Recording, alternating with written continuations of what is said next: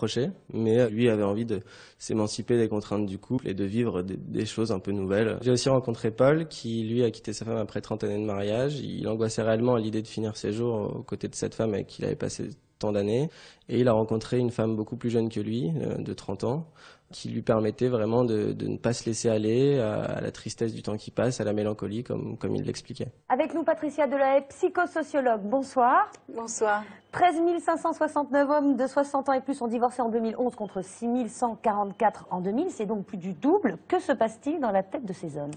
Il se passe que les hommes, même au début de la vieillesse, disons, se sentent le droit au bonheur, à l'amour, à une nouvelle vie. Les hommes exclusivement? Les femmes aussi, mais plus jeunes, plutôt vers 40 ans. Et pourquoi ce décalage? Eh bien, parce que c'est certainement la perspective de la retraite en couple qui effraie les hommes. Certains hommes. Pas les femmes, certains hommes. Ouais. Peut-être aussi parce que certains vont sur des sites de rencontres, s'inscrivent bien qu'étant mariés sur des sites de rencontres, s'aperçoivent, oui, il y a des gens qui font ça, s'aperçoivent qu'ils ont... On croit toujours que c'est réservé aux plus jeunes, mais pas du tout. S'aperçoivent qu'ils ont pas mal de contacts finalement, et ils plaisent encore parce qu'ils peuvent être très séduisants à cet âge-là, et donc voilà. C'est une manière de que refuser... tout est possible. C'est aussi une manière de refuser de vieillir, parce que 60 ans, parfois c'est un choc, c'est à peu près la période où on arrête de travailler, enfin, pour l'instant. Ouais. Oui, alors il y a deux choses. Il y a les problèmes de couple qui expliquent ça, c'est-à-dire l'ennui, la routine, le manque de complicité, le manque de sexualité. Et puis il y a aussi le fait que les hommes de 60 ans se sentent très jeunes, en pleine forme. Alors c'est une façon d'avoir peur de vieillir, mais particulière, parce que c'est une façon de fuir, alors qu'ils pourraient très bien s'imaginer dans 20 ans moins en forme et penser que le couple c'est la solidarité aussi. Oui aussi, en général quand un homme divorce à 60 ans, c'est forcément pour partir avec quelqu'un d'autre, c'est pas pour être juste débarrassé de sa femme, pour être tout seul. C'est qu'elle il la tue sinon. En général quand on a aimé sa femme ou supporté sa femme pendant 30 ans, on peut continuer encore un peu. Donc non, c'est vraiment l'envie de découvrir autre chose. Souvent effectivement c'est une rencontre qui déclenche ça. 60 ans parce que aussi on attend parfois que les enfants soient grands, émancipés. Je crois que les enfants n'entrent plus en ligne de compte. Plus rien n'est un frein au divorce. En fait, ni le nombre d'enfants, ni l'âge des enfants, ni le nombre d'années communes, d'années de vie commune, pardon.